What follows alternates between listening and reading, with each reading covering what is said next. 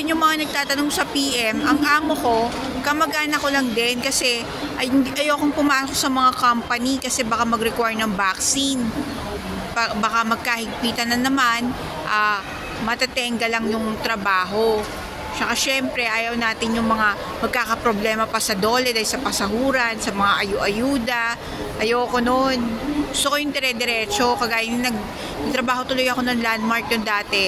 Natigil kasi pinasara yung mall. Paano yung sahod, diba? So, nagkakaproblema sa mga ganun. Saka yung contract. Natapos, pina-stop ka na hindi pa tapos yung kontrata. Ayoko ng mga ganung problema kasi hindi pa tayo nakakatiyak ngayon sa kung anong move na gagawin ng World Health Organization. Hindi tayo nakaka-exit dyan, hindi tayo nakakasiguro. Kaya gusto natin assurance na wala na tayo dyan sa World Health Organization para normal life na. Kasi pinagpipilitan nila nung dati yung new normal. Hindi pwedeng baguhin ng normal na dahil yung normal na yun ang binigay sa atin ng Diyos, yung normal na buhay. Ang gusto nilang sabihin, yung gagawin nilang buhay, bibigay nilang buhay sa atin, yung naka-face mask, naka-face shield, yun ang magiging bagong normal.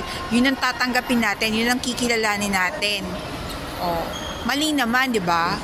Ang normal, hindi mo pwedeng palitan ng bagong normal. So, di ba? Bumalik na yung dating sigla. May mga tao na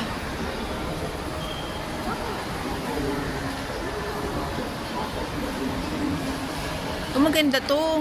Nung unang Lion King, naiyak ako doon na namatay yung papa niya. Nalaglag yun, walang tumulong.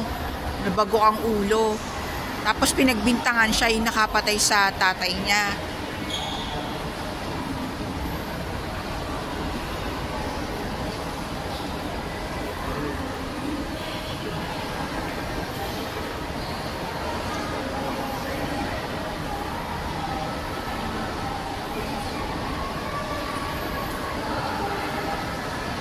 Ayan, pinapanood ko lang po yung trailer.